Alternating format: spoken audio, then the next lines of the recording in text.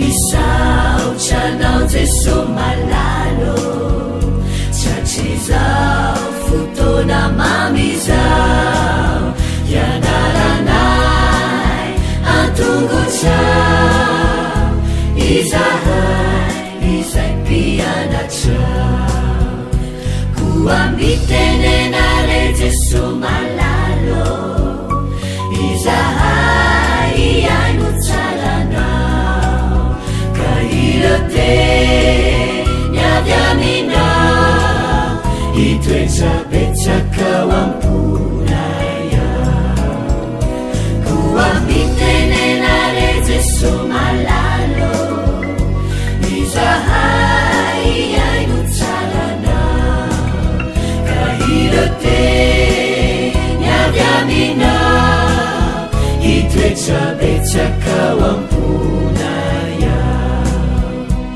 irote niavy aminao itoetrabetsakao amponaya.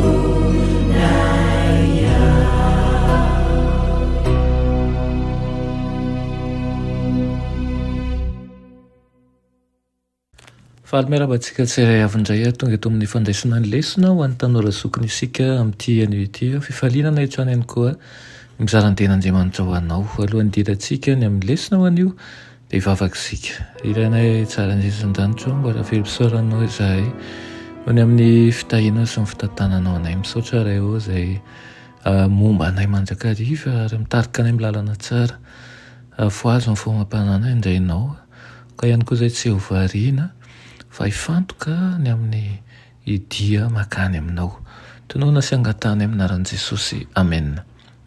Lohateny lesona antsika androany dia manao hoe harena miafina. Tamin'ny andro fahiny dia matetika ny olona no manafina ny harena ny ambanin'ny tany. Adin'ny olona indraindray ny toerana hanafinana izany dia indray koa ohatra hoe maty ny tompon'ilay harena na hoe nampidirina any am-ponja na koa hoe natao sesitany ka tafisaraka amin'ny harenany izy. Aleo sara an-tsaina ny toe-zavatra ohatrohatran'izao hoe miasa ao anatin'ny tanimboly anankiray izay nofainy izany ny lehilahy anankiray dia tampoka teo dia nahakasika zavatra anankiray ny fitaovam-piasany dia no adiny aingana ny tany dia zavatra hitany tao dia harena lafo vidy.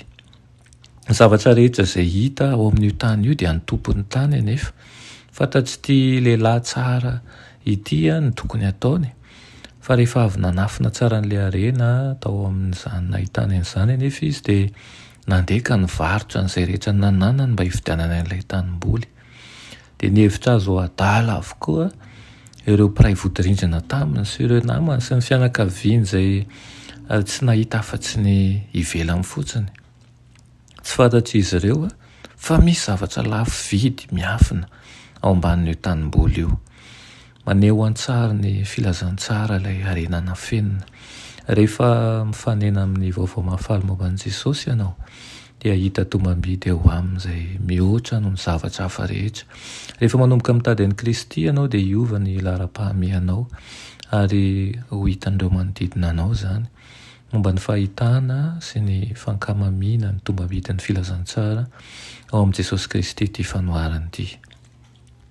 Ilay harena nalevina tao tanimboly dia maneho koa ny toetry ny firenena jiosy tamin'ny andron'i Kristy.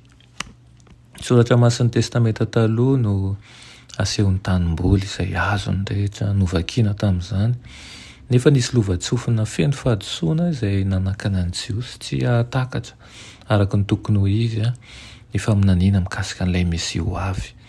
Diso ny hevitra tao an-tsain'izy ireo tao am-piandrasana toy ny hoe nanana tamboly izy ireo saingy tsy nahita ny harena izay tao ambanin'ny tongony indrindra. Ankehitriny maro be ny kristianina izay manaraka an'ireo hetsiky ny fiangonana sy ny fombafombany saingy tsy mbola nahita ny harena ao amin'ny filazantsara sy ny hatsara-tarehany.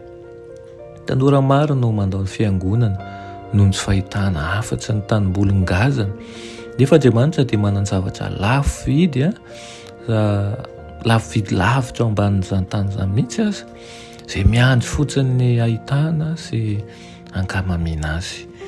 Dia manentana antsika mba hijery andalina an'izany zavatsarobidy zany mba akatombony amin'izany tokoa ny isika ary ihany koa mba azahoantsika mifahatra ihany koa ny amin'ny fanarahana ny tompo. Amen. Riranay tsara indrindra mbola misaotra anao izay amin'izany teninao izany. Ampio izay tompo ahiatakatra ny zavatsoa eo aminay dia indray zary fahazarana fotsiny ihany koa ny fanarahanay anao ka didy tanteraka fa manana sy manana zavatra rehetra ary ahinao amin'ny zavatra rehetra izahay. Tompo afoazo mandrakariva izahay, tsy ho atory fa atsapa mandrakariva fa manana zavatra tsara lehibe tokoa ny amin'ny fanarahana anao. Tonoana sy angatany amin'ny anaran'i Jesosy. Amen.